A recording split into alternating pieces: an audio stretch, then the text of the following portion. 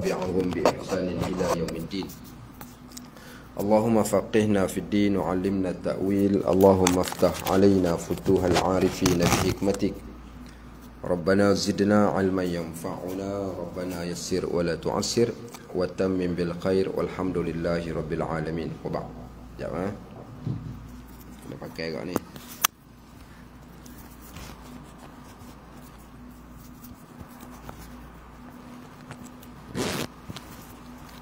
Okey.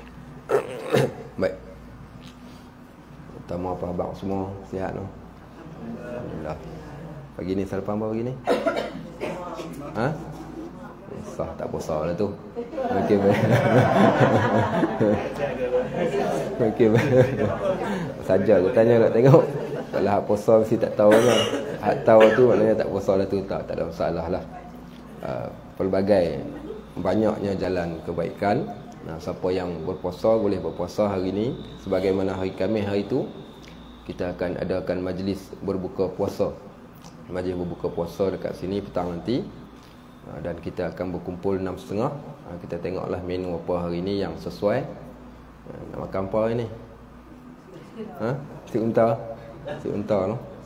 Okay, boleh? Kita boleh cuba. Nanti kita tengok macam mana. Ha? Ha? Cucuk udang. Ini request lain macam ni.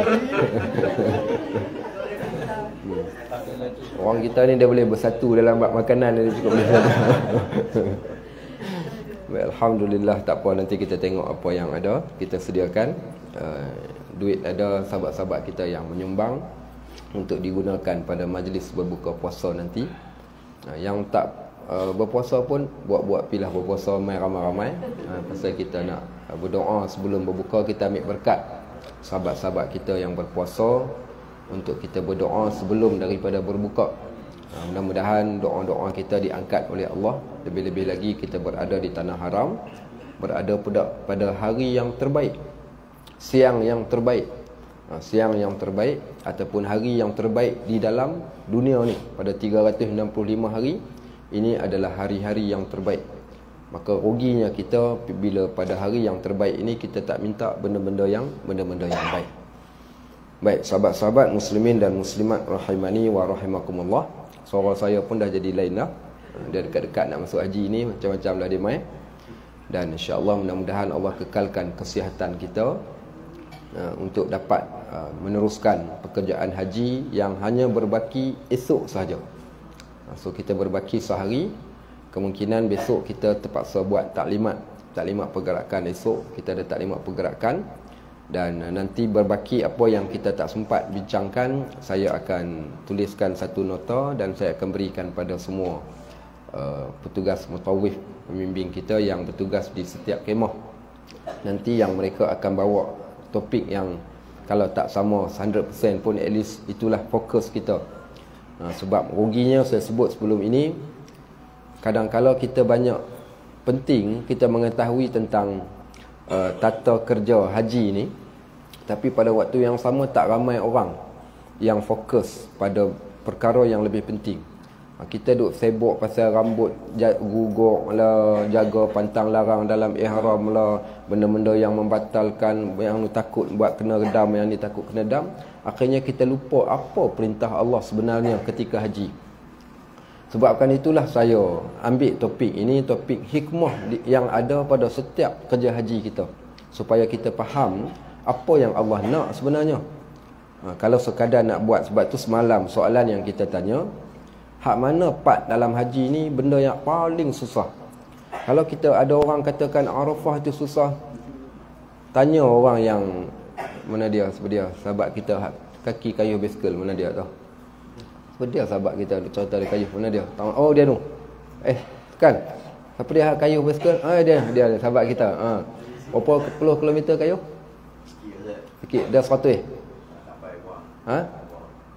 Kurang 100 tu kurang. Mana 200 lah. Sebab dia kayu basikal merata. Saya pun sebelum ni kadang boleh kayu sehari 30 km. Dia kata kayu sampai tak peluh.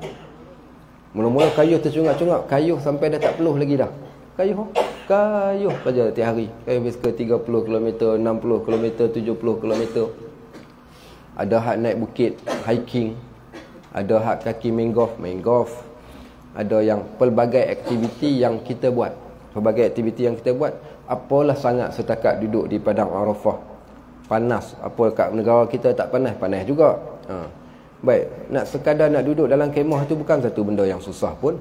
Pergi duduk kat Arafah, lepas maghrib tolak pergi ke Muzdalifah, lena kat atas bas 1 jam 2 jam, sampai kat Arafah orang kejut kutip batu, salah kutip kena taik kambing.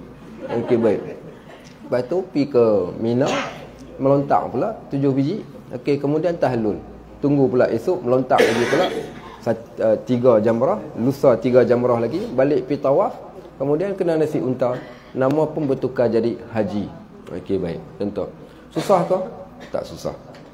Baik. Habis apa yang susah? Yang susah adalah apa yang Allah nak daripada haji. Yang ni yang susah. Sebab tu kalau siapa ingat kita sebut waktu awal mula-mula hari tu, kita kata apa doa hak paling terbaik untuk kita nak minta doa. Ada orang dia minta doa macam-macam. Ya Allah, berikanlah pada aku kesihatan. Apakah dengan kalau kita sihat? Kalau kita sihat, apakah itu yang paling terbaik dalam hidup kita? Belum tentu. Berapa ramai orang yang sihat tubuh badan, makan nasi tambah 3 pinggan. Baik.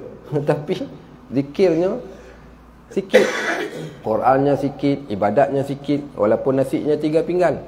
Maka sihat belum tentu orang tu dapat melaksanakan ibadat.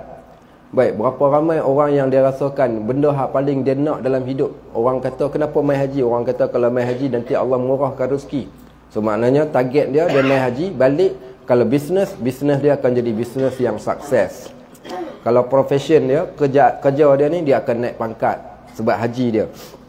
Kita masih lagi bermain pada barisan pertama ataupun pada garisan pertama ni, hanya nak kesenangan kat dunia.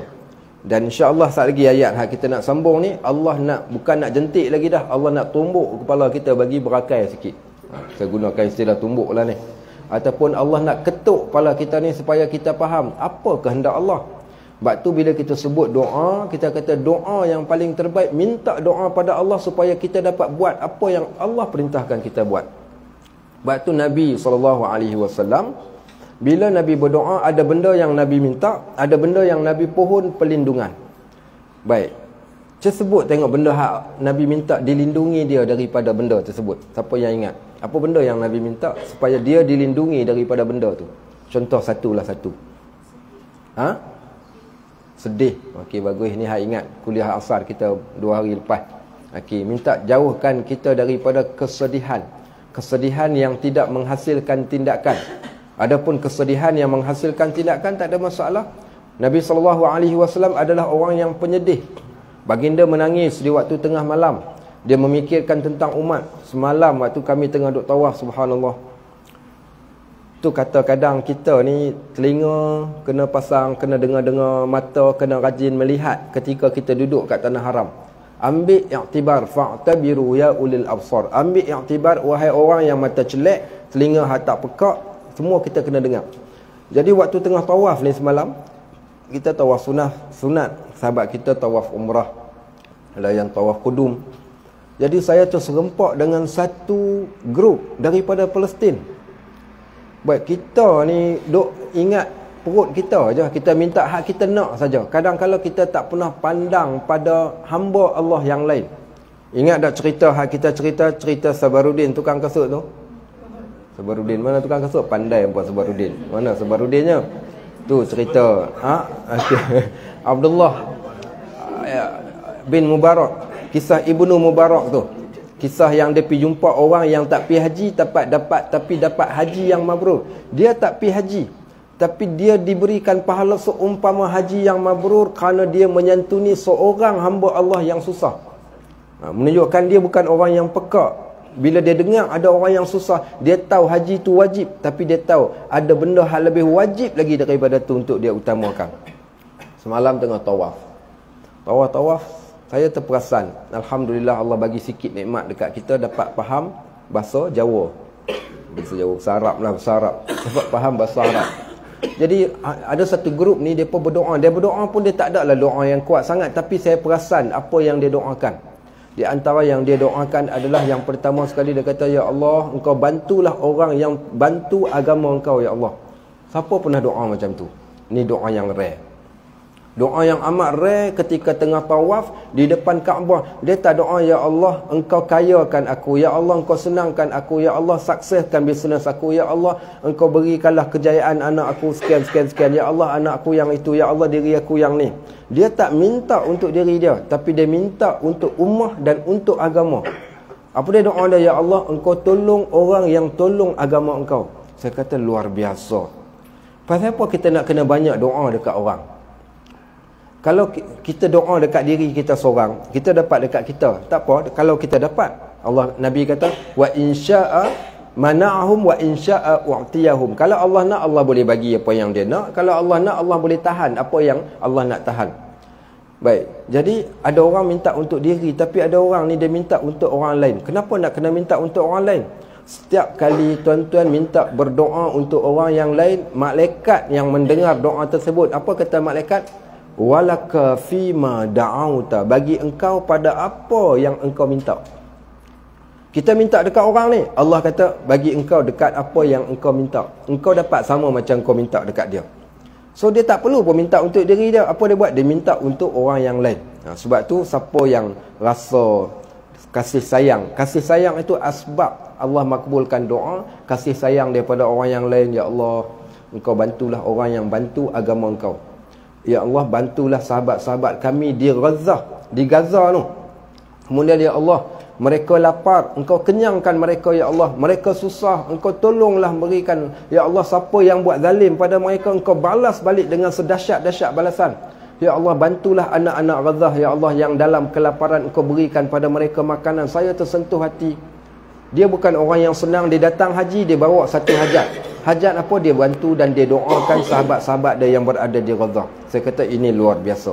Itu tanda orang tu orang yang cerdik, dan dia jadikan haji ini tanda solidariti untuk orang Islam seluruhnya. Bukan hanya memikirkan tentang diri dia seorang saja. Itu tanda orang yang cerdik. So sebenarnya yang inilah yang kita nak. Sebab itu bila kita datang buat haji, kita ceritakan hari itu tentang 3 benda. Ta'aruf, kemudiannya pula 3 rukun kita bersahabat ni. Ta'aruf, kemudian tafahum, ta'aruf, kemudian faham memahami, kemudian takaful, tolong menolong yang ada di antara kita bukan. Maka itulah di antara tujuan haji tadi. Baik, maka sahabat-sahabat rahimani wa rahimakumullah, apa guna yang kalau kita minta benda itu hanyalah bersifat duniawi, sedangkan yang Allah nak daripada kita adalah ukhrawi. Sebab tu minta pada Allah, Allah jadikan kita orang yang dapat buat apa yang Allah perintahkan kita buat. Samalah juga dengan haji ni. Haji, apa yang kita nak capai, KPI kita pada haji, bukan semata-mata haji yang mabrur. Ya, mabrur itu menjadi salah satu target. Tapi ya Allah jadikan haji ini, haji ni apa? Haji yang menjadikan kita kenal akan diri kita sebagai seorang hamba. Baik. Kita cerita definisi Arafah. Hari itu kita cerita definisi kalimah Arafah itu sendiri. Siapa ingat? Ada 4 definisi saya bagi, kalau tak salah saya bukan? Kan? Okey. Okey. Tulis sikit Ustaz. Arafah itu ni. Bila kita nak pergi Arafah dah esok ni. Lusa. Okey, baik. Poin yang pertama, bila sebut Arafah, okey, tulis lu Arafah lu kat atas. Arafah. Okey, Arafah tu apa maksud Arafah tu? Asalnya ta'aruf. Okey, Arafah, okey, satu poin yang pertama, Arafah adalah at-ta'aruf. Okey, ta'aruf. Nampak orang seni? Nampak tak ada seni? Okey, baik. Ta'aruf. Apa dia ta'aruf? Perkenalan. Kenai ni bukan sekadar kenai kampung mana, Lahak Yue. Oh, Lahak Yue, subhanallah. Bukan kenai kampung. Kenai saudara se-Islam kita daripada pelbagai kenai diri kita. Okey, bukan tu Ustaz. Ni cerita Arafah ni. Bukan. Baiklah, tak apa, kita ta'aruf tu boleh terima.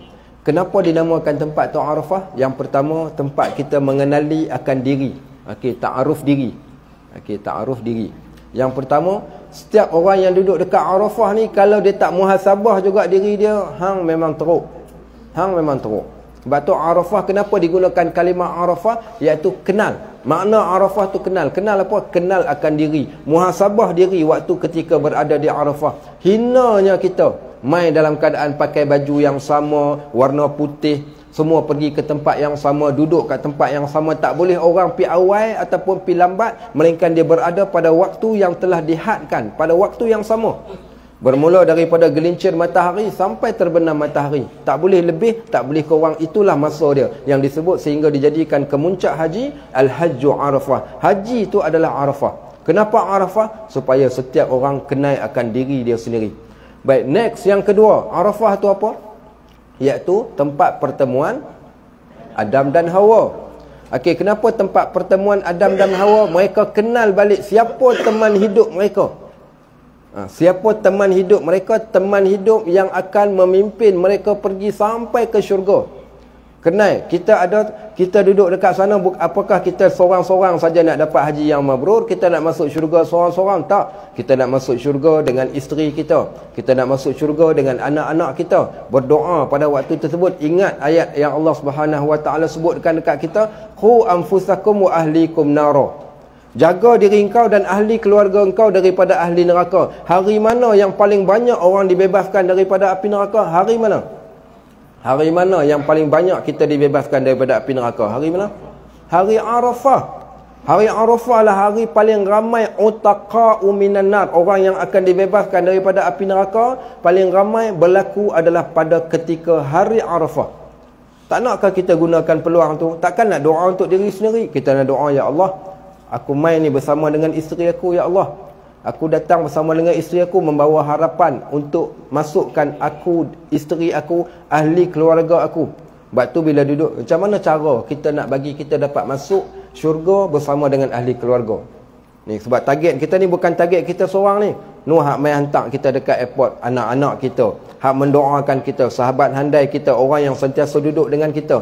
Maka kesemua mereka kita nak ambil, bawa sekali masuk kat dalam syurga sebagaimana kita nak masuk dalam syurga. Sebab tu mereka tak boleh main, tapi kita boleh main seolah-olah kita wakil kepada mereka.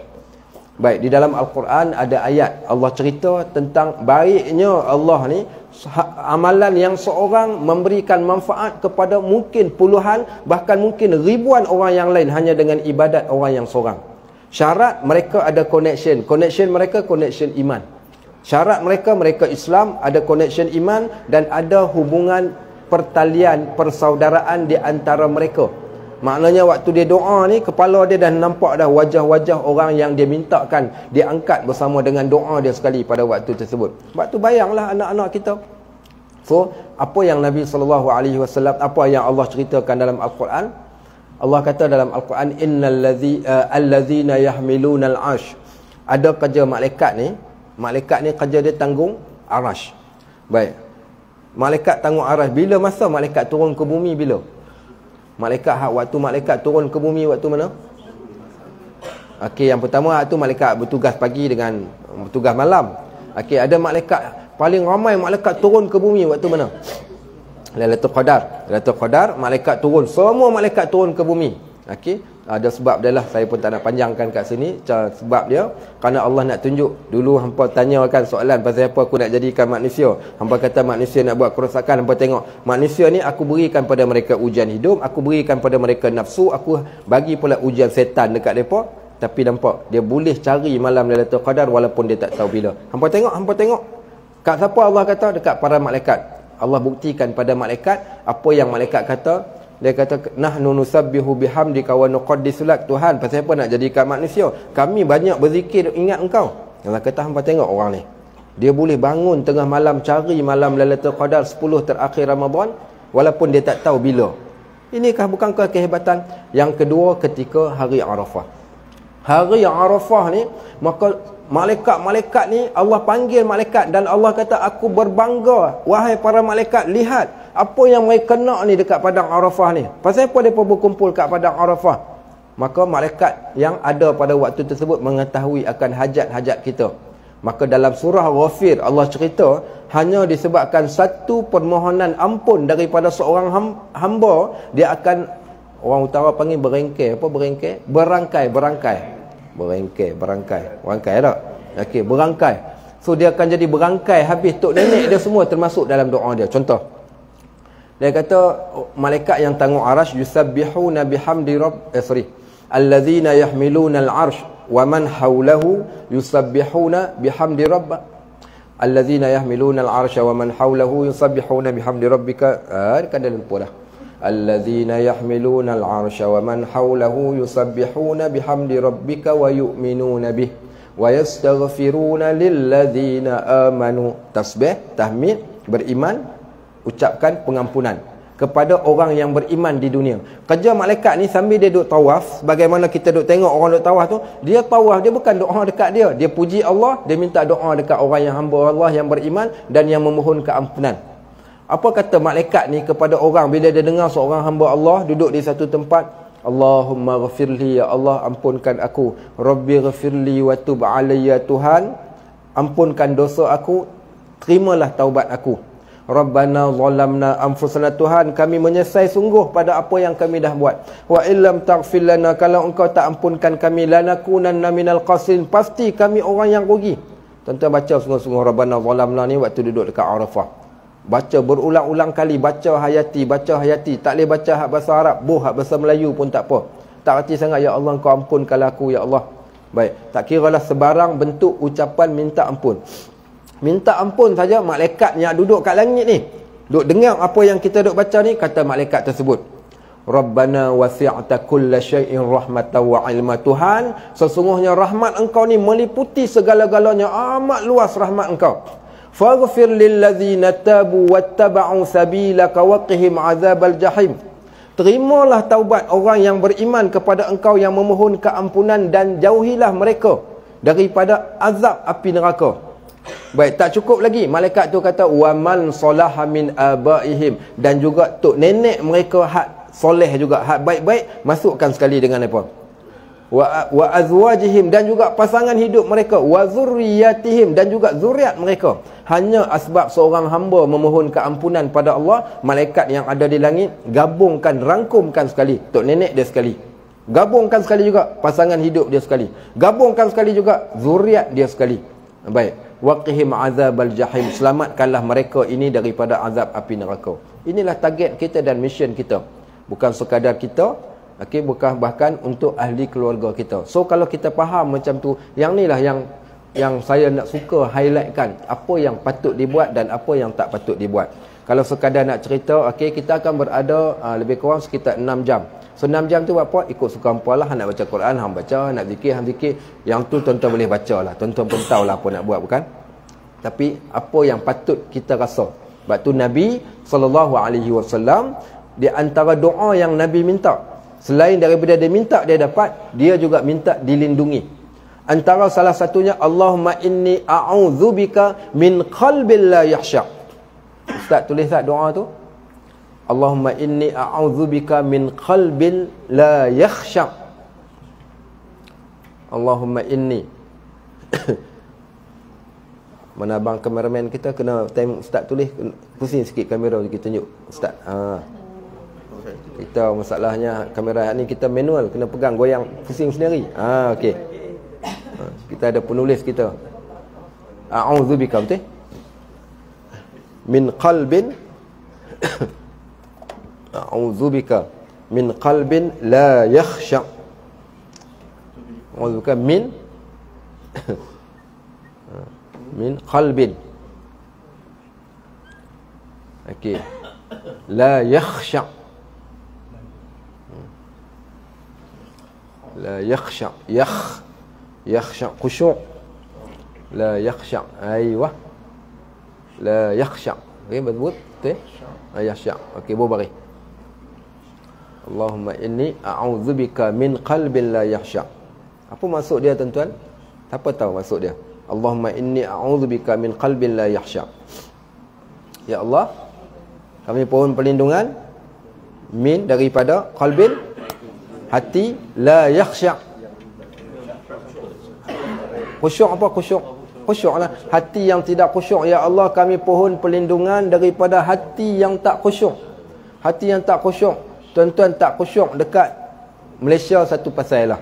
Tapi kalau mai dekat Arafah pun hati tak khusyuk juga, duduk dekat Mina hati tak khusyuk juga, duduk kat Muzdalifah hati tak khusyuk juga. Apa kita nak kata? Kita ada masalah pada jiwa. Yang ni jumpa sekretaris pun tak boleh nak tak boleh nak buat apa.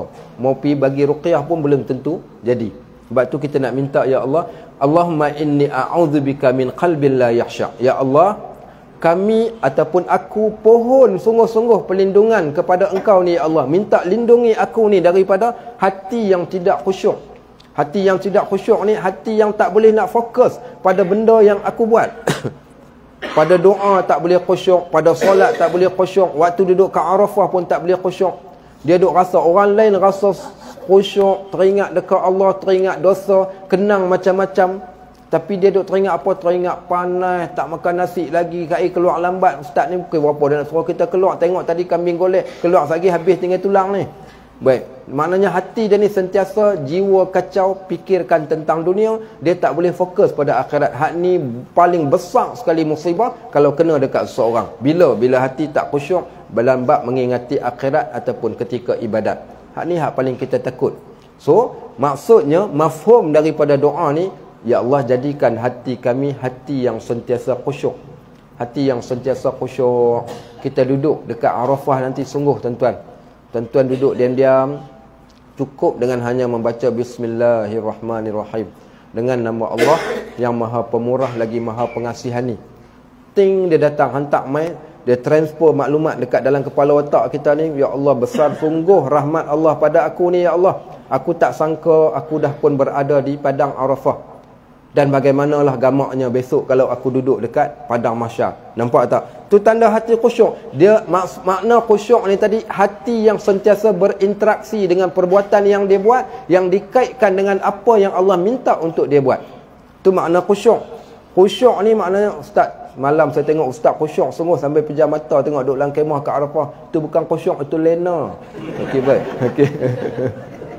Kalau pejam mata tunduk, itu lena nama dia. Tu bukan khusyuk. Okey, khusyuk ni bukan tidur. Khusyuk ni maknanya walaupun mungkin mata dia celak ketika dia berdoa, ketika dia beribadat. Baik, ada lagi sambungan doa tu, wa min du'a illa yustajabu laha, ya Allah. Nabi sendiri minta, aku pohon pada Engkau, pohon perlindungan daripada doa yang tidak dimustajabkan. Pohon perlindungan daripada doa yang tak dimustajabkan. Nampak tak? Sungguh kalau kita, tak tahulah, saya duk rasa macam sempat, tapi itulah tak sempat. Kononnya hari itu kita kata nak bincang topik tentang doa yang mustajab, bukan? Itulah masa mencemburui kita. Tapi tuan-tuan carilah sungguh. Carilah dalam tempoh masa peluang yang ada. Itu salah satu, kita nak menghidupkan jiwa ketika tempat yang tak sepatutnya kita berkeliaran hati kita ni mengingatkan tentang perkara-perkara dunia. So, Arafah tu tempat kita nak kenal diri. Arafah tempat kita nak kenal akan diri kita. Arafah tempat pertemuan Adam dan Hawa. Pertemuan Adam dan Hawa, ingat asas pertemuan Adam dan Hawa. Apakah pertemuan disebabkan kerana pertemuan cinta? Pergi ke Arafah tak pergi? Mak pi tak apa namanya tu Jabal Rahmah? Pilah tulah mak pi kat sana. Mak tulis dekat sana. Okey, kat PA Pak Mat Tempe with love. Haji 1446. Bukan tu kita nak suruh buat. Bukan suruh pi tulis dekat batu yang tu. Baik. Kenapa tulis kat situ? Dia kata tempat pertemuan Adam dan Hawa, kisah cinta dua insan sejoli. Boy. Tak. Kenapa Adam dan Hawa Allah pertemukan? Iaitu penyesalan mereka, dan yang paling menarik ketika pertemuan tersebut, doa mereka ketika berada di Arafah, Rabbana zalamna anfusana wa illam taghfir lana wa tarhamna lanakunanna minal khasirin. Itu di antaranya. So, sahabat-sahabat muslimin dan muslimat rahimani wa rahimakumullah. Nampak? Lain ni saya nak cerita, lain yang saya pergi cerita. Baik, kita stop yang tu. Kita semua ni. Okey. Kita nak cerita pasal Muzdalifah, tak habis lagi semalam ni. Tak habis lagi. Ayat, cerita tentang tadabbur ayat. Mari kita baca baliklah, lagi dia jauh sangat pergi. Ni payah cakap tak ada teks ni jadi macam ni. Okey, so sekarang kita cerita, kita nak tadabbur ayat mabit. Okey, semalam kita baca, ingat tak? Buka balik ayat semalam. Okey, kita baca ayat 197. 197 surah Al-Baqarah. Surah Al-Baqarah. Okey, buka balik ayat tu. Semua buka Al-Quran. Handphone masing-masing ada. Hak nak buka Al-Quran boleh. Hak ada handphone, cepat perhatikan. Okey, sekarang ni kita nak cerita tentang hikmah mabit. Setelah Arafah ni tak apa, nanti dekat hari Tarwiyah tu dalam kemah Ustaz Syarafi akan cerita. Ustaz Syauqi akan cerita, Ustaz Razak akan cerita, dan saya sendiri yang ikut kemah saya pun, kita akan cerita balik ni. Kerja kita waktu dekat kemah, setiap kali lepas solat kita akan tadabbur ayat haji. Setiap kali lepas solat tadabbur ayat haji. Itu kerja kita. Setiap kali selepas daripada solat dan ada waktu yang terluang ketika berada di dalam kemah, insya-Allah mudah-mudahan Allah tidak jadikan kita orang yang membuang-buang masa ketika berada di kemah nanti. Okey. So insya-Allah nanti kita akan buat. So next kita nak cerita ni, cerita selepas daripada Arafah kita dah pergi ke Muzdalifah. Ayat yang kita baca dan topik kita ni tentang hikmah wajib haji, salah satunya adalah bermabit di Muzdalifah setelah kita keluar daripada Arafah. Kita baca ayat 197, cerita tentang orang yang buat haji, maka dia kena jaga 3 benda nak dapatkan mabrur haji. La rafas, wala fusuq, wala jidal. Hak kita tulis semalam bukan? Baik. Next kita dah selesai dah. Allah kata lagi. Allah kata wa ma taf'alu min khairin ya'lamuhu Allah. Apa saja kerja buat kamu yang baik, Allah tahu. Kalau dah Allah kata Allah tahu, kita nak bagi Allah tahu ke kita nak bagi manusia tahu? Nak bagi Allah tahu. Kalau nak bagi Allah tahu, tak perlu pun untuk nak masukkan dalam media sosial. Tak perlu pun nak ceritakan dekat orang. Yang penting aku nak Allah tahu. Bila Allah tahu, kita buat ibadat tu dengan sepenuh keikhlasan hati. Baik, kemudian Allah kata bawa bekal. Ramai orang pergi kat sana. Ada dah yang tanya, Ustaz, beg berapa besar boleh bawa? Beg-beg semua kita nak bawa pergi kat sana. Tak payah. Habis tu nak bawa apa? Bawa macam si mati. Okey, baik. Orang mati bawa apa? Tak bawa apa pun. Baik, orang mati kalau dia bawa benda yang tidak mendatangkan manfaat pada dia, susah ke? Senang. Susah lah. Sebab tu kita yang mati ni, kita nak bawa benda yang bermanfaat. Benda yang bermanfaat adalah amal. Tidak ada bekal yang paling terbaik untuk kita bawa, baik hari Tarwiyah, baik hari Arafah, baik di Muzdalifah, baik di Mina, melainkan bekalan kita bukan baju, bukan makanan, bukan apa. Fatazawwadu fa inna khairaz zadi taqwa. Bekal yang paling terbaik adalah bekal takwa. Sungguh kami pengalaman, minta maaf, mungkin saya akan jadi macam tu. Kalau tuan-tuan tengok, tuan-tuan jangan ikut. Tuan-tuan tengok kalau saya buang masa, tuan-tuan jangan ikut saya. Tuan-tuan tengok saya bercakap banyak, tuan-tuan jangan jadi macam saya. Tuan-tuan tengok saya makan banyak pun, tuan-tuan jangan ikut. Hak mana tuan-tuan nak buat? Buat benda yang menjadikan kita dekat dengan Allah. Ramai-ramai kami kat dalam kemah ni boleh dikira dengan jari orang yang sungguh-sungguh dia jaga haji dia. Tahun lepas saya tengok ada beberapa orang, seorang hamba Allah ni tak ada disebutkan nama dia. Sungguh saya tengok dia konsisten. Cara dia bila dia tengok ada orang bersembang time makan tu, dia bersembang sekejap. Okey, baik. Kemudian bila dia tengok dia orang ni dah mula start melalut ni, sembang lama sangat, apa dia buat? Dia akan buka Al-Quran ni baca. Dia duduk saya perasan mulut dia terkemat kami, dia duduk berzikir. Dia tak banyak bergerak, dia hanya duduk setempat, tapi kita tak nampak apa yang dia buat. Zikir, baca Quran, doa, zikir, baca Quran, doa, kita nampak subhanallah. Orang ni orang yang luar biasa. Sebab tak ramai boleh buat macam tu. Sebab tu inilah yang kita nak lakukan. Bekal yang paling terbaik adalah bekalan takwa. Adapun orang yang bawa beg banyak-banyak ni paling susah. Nanti kita nak kena berjalan, bas kata tak boleh masuk. Kat mana bas? 3 km. Nak heret beg ni, orang lain lenggang kangkung jalan bawa beg kecil, dia dah kena tarik beg. Tariklah beg. Tengah panas-panas. Tapi orang yang berbekal, tak bawa bekal apa, relax. Sebab tu bekalan terbaik adalah bekalan amalan, bukanlah bekalan apa yang kita bawa. Tapi janganlah sampai tak bawa apa langsung. Ustaz, ya, malu nak cakap. Tak apa cakap. Boleh ke ni? Boleh. Nak cakap apa? Ustaz, saya period, pad tak bawa. Alamak. Habis tu takkan saya pakai pad main tanya saya. Taklah. Nak suruh Ustaz, pilih tanya siapa? Saya nak tanya orang lain, saya segan. Kita pun buat pengumuman. Assalamualaikum, siapa ada bawa pad lebih? Dia pun Ustaz diam-diam. Okey. Pergi tanya orang perempuan, siapa ada bawa pad lebih? Siapa Ustaz? Tak apa, tak elok tanya siapa lah, siapa bawa lebih. Tak ada siapa yang bawa lebih. Pergi pula tanya dekat kemah grup yang lain. Lah kali dapatlah juga. Dapat. Nak pergi cari waktu mana waktu tu? Maksudnya bawa bekal benda yang perlu sahaja. Benda yang perlu, yang mendatangkan manfaat pada diri dia. Ini dengan kain gebar, dengan bantal rimau, dengan macam-macam. Tak payah. Sana bukan tempat bersedap-sedap pun. Ustaz, boleh tak kami nak tengok tempat kami, kemah kami dekat Arafah? Tengok-tengok ada sofa bed. Lama sedaplah kita dapat sofa bed. Sungguh. Kami, kalau kemah kami, saya akan kata, saya bagi rasa sekejap saja duduk kat atas kerusi tu, ambil rasa-rasa saja. Duduk sekejap, Duduk sekejap, okey, dah ambil gambar dah, dah cukup. Okey, sekarang tolak semua kursi-kursi dekat belakang, jadikan tempat Arafah ni jadi surau. Buatlah semua duduk. Tak ada lagi dah waktu tu, tak ada siapa pun melainkan orang yang tak boleh duduk bawah, kita izinkan duduk kat atas alfabet. Yang lain semua duduk kat bawah menghadap ke arah kiblat. Pasal tujuan kita datang untuk beribadat. Kalau nak tidur, baik kita tidur dekat hotel saja. So itu benda yang kita nak buat. Sebab tu bekal terbaik adalah bekalan takwa. So carilah takwa ketika pekerjaan haji ni, dan itulah sesusah-susah benda. Arafah fizikal kita boleh pergi, Muzdalifah fizikal kita boleh buat. Berjalan ke Mina, pergi melontar, tak susah pun. Jangan kata batu kecil, batu bongkah batu pun kalau dia katakan setiap orang kena angkat 7 bongkah batu, kena pergi lempak ke atas kepala setan, kita boleh buat. Tambah badan-badan macam ni, jangan kata 70 batu dia boleh angkat. Okey, baik. Start. Tapi bukan itu yang dimaksudkan. Bukan itu yang dimaksudkan. So kita nak bagi faham yang tu.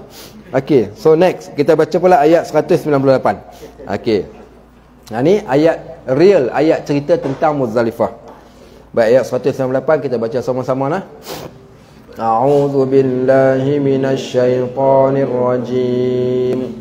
Laisa 'alaikum junahun an tabtaghu fadlan min rabbikum. Fa idza afadtum min 'arafatin fadhkurullaha 'indal mash'aril haram. واذكروه كما هداكم وإن كنتم من قبله لمن الضالين. Ustaz tulis Ustaz ambil ayat فإذا أفضتم من عرفات فاذكروا الله عند المشعر الحرام واذكروه كما هداكم وإن كنتم من قبله لمن الضالين. Ustaz padam yang ni, Ustaz buah ayat tu. Tak apa, saya cerita dulu, Ustaz tulis pelan-pelan. Ayat tu start daripada faida afastum min arafat. Okey. So sekarang ayat ini di antara ayat perintah Allah untuk bermabit. Ayat ini dalil tentang mabit di Muzdalifah. Okey, ayat ini adalah dalil mabit di Muzdalifah. Baik, sebelum kita nak masuk ayat ni, kita nak tadabbur ayat ni, saya nak ceritakan sedikit berkaitan tentang mabit ni. Apa dia mabit? Mabit ni maknanya bermalam. Maksud mabit adalah bermalam. Okey. Maksud mabit ni adalah bermalam. Yang dikatakan dengan mabit itu adalah maksudnya adalah bermalam. Apa makna-makna bermalam ni? Bermalam ni bukan tidur semata-mata. Bermalam ini kita berada di satu tempat pada waktu malam, walaupun pada sebahagian malamnya. Walaupun pada sebahagian malamnya kita berada di tempat tersebut. Di sana ada beberapa hadis yang saya akan bacakan tentang bagaimana Nabi SAW iaitu bermabit. Nabi SAW dia bermabit di ketika mana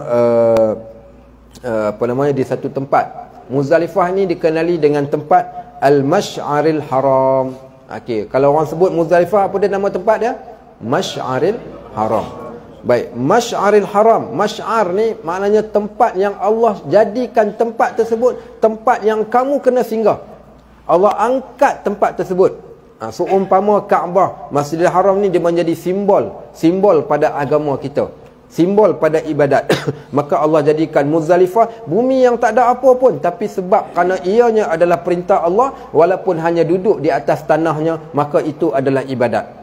Kalau Allah kata ibadat, ibadatlah dia. Kalau Nabi kata ibadat, ibadatlah dia. Walaupun hanya sekadar duduk semata-mata. Maka tempat itu dinamakan Mash'aril Haram. Dan kalimah Mash'ar juga ada kaitan selain daripada simbol, sebagaimana ayat yang kita baca sebelum ini, iaitu ayat wa may yu'azzim sya'airallah. Ingat, setiap kali kita berada pada Mash'aril Haram ni, Mash'aril Haram ni tempat-tempat yang kita kena berada di situ ketika haji.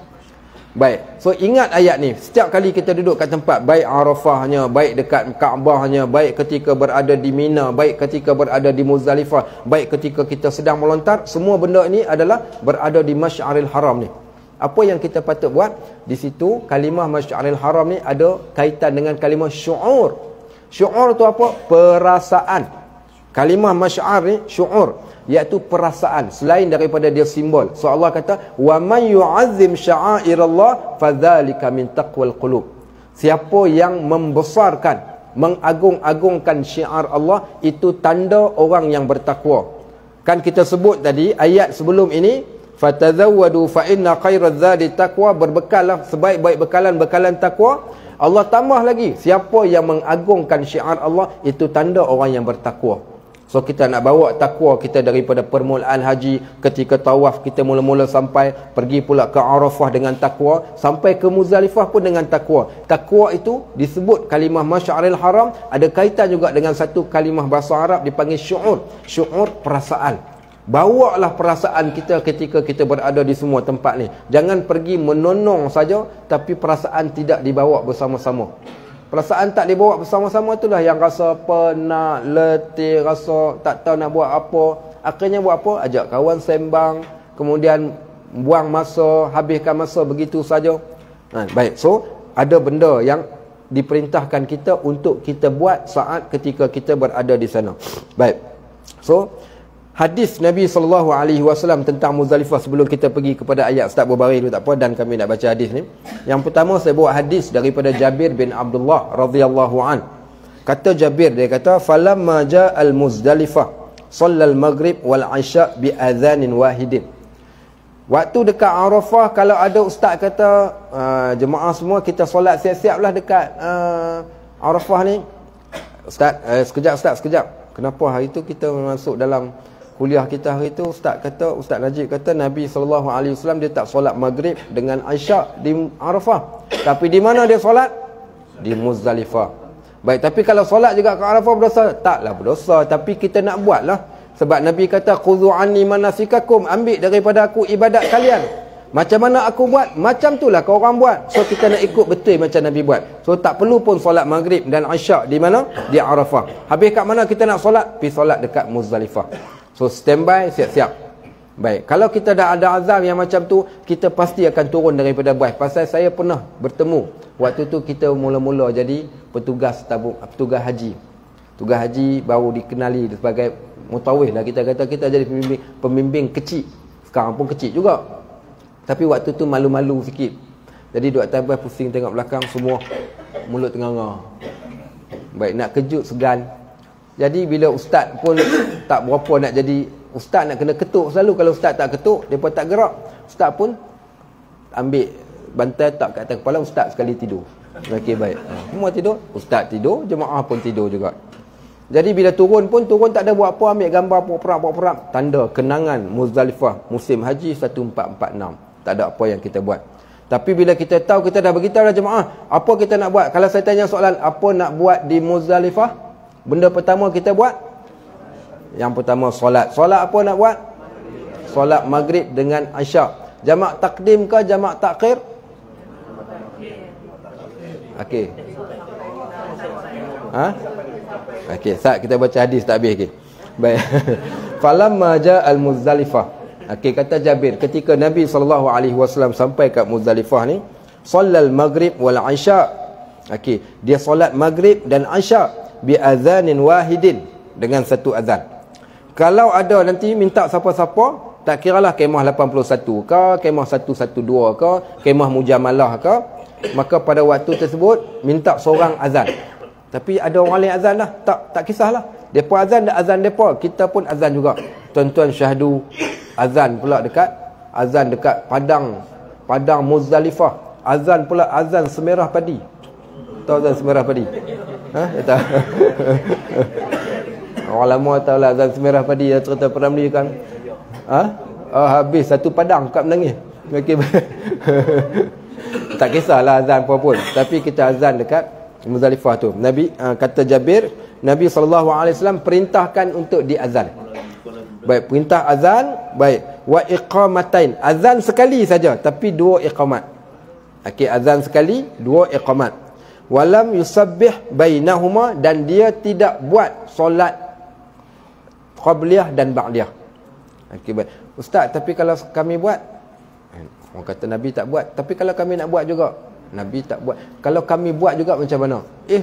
Banyak songeh sangat orang kata Nabi tak buat. Okey, so tak payah buatlah, Nabi tak buat. Dalam hadis ni cerita jelas, dia kata Nabi tak buat, tidak diselangi dengan sebarang solat sunat. Dia terus saja buat 2 tambah 2. Okey, baik. Summa staji' hatta tala'al fajr. Okey, kemudian daripada tu baginda membaringkan. Lagi saya sebut kenapa kat situ diceritakan Nabi baring. Nabi baring sebab nama mabit, mabit ni tidur sebentar, berehat sebentar. Okey, ada sebab dia. Baik. Okey, so kat situ kita akan buat menjelaskan Nabi SAW buat jamak takhir lah. Bas kita takkan mampu sampai dalam tempoh masa yang awal, maka kita akan buat jamak takhir. Jamak takhir. So kita buat takhir dekat situ. So buat takhir buat macam mana nak buat? Apa yang nak kena mula dulu? Isyak dulu ke maghrib dulu? Isyak dulu, kemudian kita akan buat maghrib 2 tambah 3. Okey, baik. Tabung haji buat apa? Tamam, tapi dia solat kat Arafah. Solat di Arafah. Okey, tabung haji solat. Ada sebab dia, kita yang tak jadi yang menguruskan ni mungkin kita tak faham. Tuan-tuan jangan petikaikan apa yang orang lain buat. Dia buat atas dasar pengurusan. Nak memudahkan supaya tak nak nanti kecoh-kecoh, nak cari toilet, nak ambil wuduk semua dekat Muzdalifah. So siap-siap. Saya ingat saya haji yang kali pertama saya bawa jemaah pun, waktu tu bila tengok bas tak sampai lagi, dah nak masuk dekat tu syak dah, daripada jemaah duduk berkeliaran macam tu, kita solat dulu siap-siap. Tapi kalau ikut apa yang Nabi SAW buat, dia solat dekat Muzdalifah. Sebenarnya kita seronok bila kita dapat solat berjemaah, sungguh tuan-tuan. Berjemaah dengan jemaah kita dekat sana, solat di atas tanah, kemudian kita berdoa sama-sama, bermunajat. Sungguh itulah di antara benda-benda syahdu yang kita akan dapat rasa ketika berada di Muzdalifah kelak. Baik, maka hadis yang kita baca tadi menjelaskan Nabi SAW bermalam di Muzdalifah selepas solat maghrib dan isyak yang dijamakkan di sana. Di mana? Di Muzdalifah. Dan sunnah ini diikuti oleh para sahabat dan mereka menjadikan amalan tetap dalam haji. Diikuti oleh para sahabat. Dan mabit ini apa tujuannya? Bila dalam hadis tu menyebut baginda tidur, mengiring sebentar. Tuan-tuan ambillah sedikit sunnah berada di sana dengan bermabit, mengiringlah sekejap. Tidurlah sekejap. Tidur sekejap. Macam mana nak tidur dia? Kita dah ajarkan cara tidur Nabi SAW. Okey.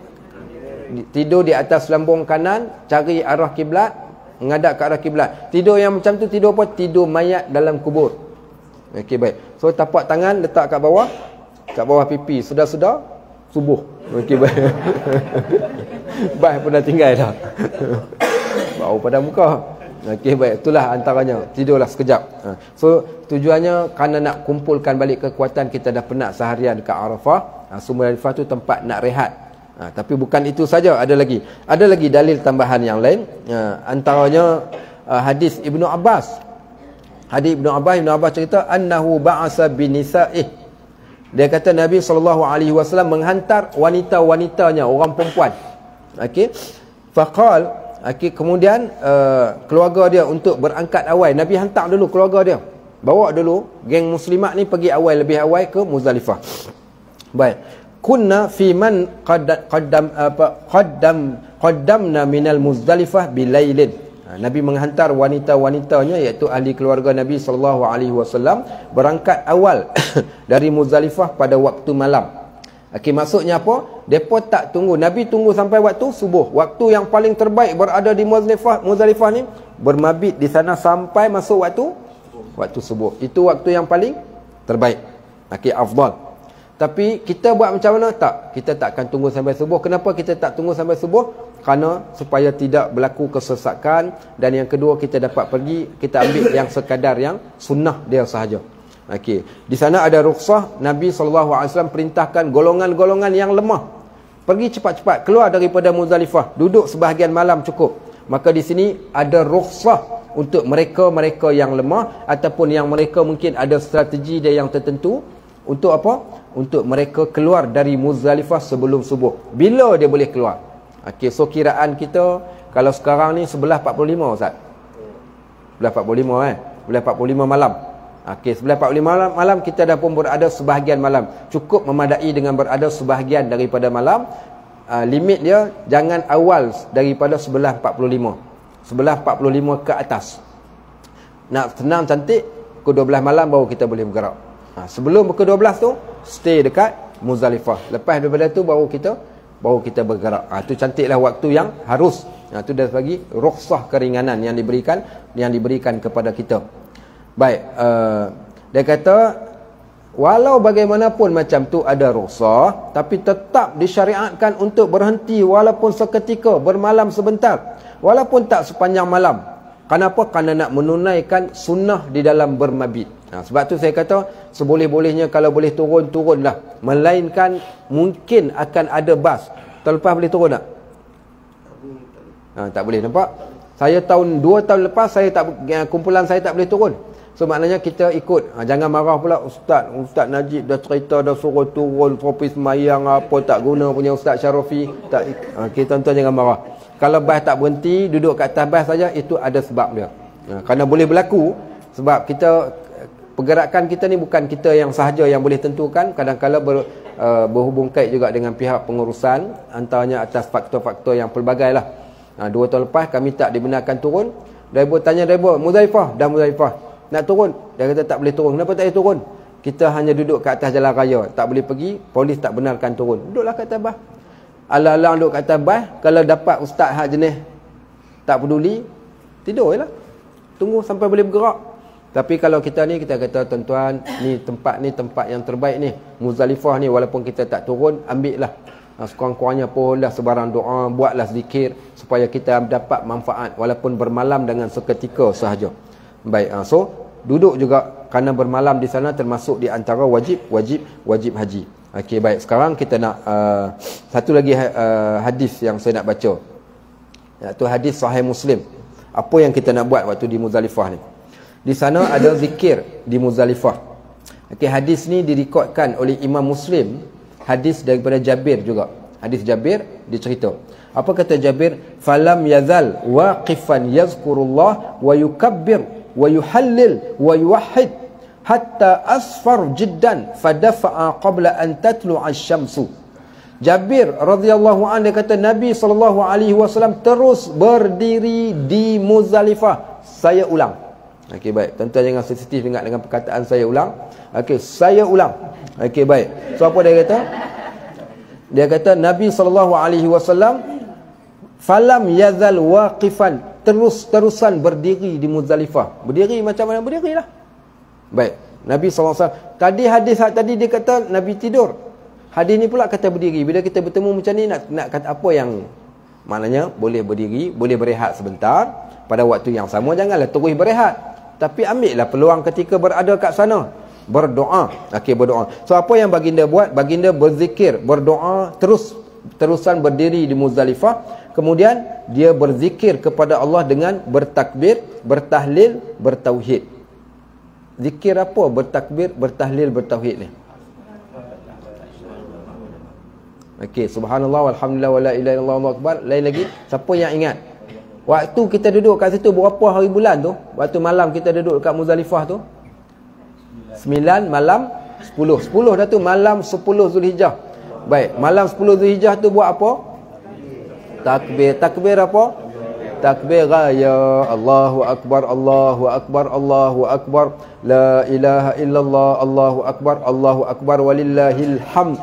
So dalam tu ada takbir, ada tahlil, ada tauhid. Kalimah tauhid tu waktu dekat situ perbanyakkan perkataan-perkataan tersebut. Tak payah nak berlagu sangatlah pun tak apa. Ni duk berlagu pula Allahu akbar, Allahu akbar, Allah. Kalau tuan-tuan takbir raya macam tu, apa yang ada dalam kepala? Kalau saya lah, saya teringat kampung halaman, saya teringat ketupat, teringat apa? Kelupis. Kalau orang Sarawak kelupis bukan. Okey, baik. Macam-macam lah. Teringat dodol, teringat raya, teringat. Baik, so takbir cara yang tak perlu berlagu pun. Allahu akbar, Allahu akbar, Allahu akbar. La ilaha illallah, Allahu akbar, Allahu akbar walillahil hamd. Banyakkan takbir waktu tu.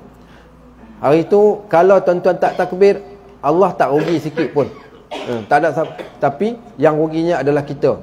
Sungguh kalau kita tak rasa nak takbir juga, tuan-tuan, kalau kena sesuai dengan tempat dia, tuan-tuan akan dapat tengok orang Arab yang berjalan kaki. Berjalan kaki semua mereka sambil berjalan sambil buat bendera. Allahu akbar, Allahu akbar, Allahu akbar, la ilaha illallah, Allahu akbar walillahil hamd. Orang Melayu ni jenis layu, malu-malu, dia diam, patah apa pun tak keluar. Sebab tu insya-Allah kita pakat bertakbir waktu kita duduk dekat situ, kerana ini apa yang Nabi SAW buat. Fadafa'a qabla an tatlu'ash syams. Maka apa dia buat? Dia bertakbir, bertahlil, bertauhid sehingga fajar hampir menyingsing. Maknanya tadi cerita tidur berbaring sekejap, bukanlah sepanjang-panjang malam dia berbaring. Dan ramai jemaah yang datang hanya berbaring sahaja. Sah mabit dia, tapi kuranglah dapat kelebihan dia. So kita memperbanyakkan takbir sampai fajar menyingsing, lalu baginda bergerak sebelum matahari terbit. Nampak? Itu hadis. Bila kita baca banyak hadis ni, baru kita tahu macam mana Nabi SAW dan apa amalan yang dia buat ketika dia berada dekat sana. Baik, so baginda berzikir sepanjang malam, dan ini disyariatkan, dan zikir adalah roh dan ibadat haji. Okey, disebabkan itu, jom kita nak pergi. Kita nak tunjuk tengok apa yang ada dekat sini. Baik. Okey, kamera. Hari ni kita habis lambat sikit ni. Tak apa tak? Sikit ya. Okey, sebab nanti nak jumpa balik susah. Petang nanti, asar pun nanti insya-Allah lah, kalau sempat nanti kita sambung topik yang sama. Baik, so ayat ni Allah nak cerita tentang pergerakan daripada Arafah pergi ke Mina. Fa iza, dan apabila, betul kata terjemahan, afaztum min arafatin. Kamu mula bergerak. Afaztum ni daripada kalimah fawda, kamu dah kosongkan dah Arafah. Maksudnya dah habis, dah tamat tempoh waktu berada di Arafah ni sampai gelincir.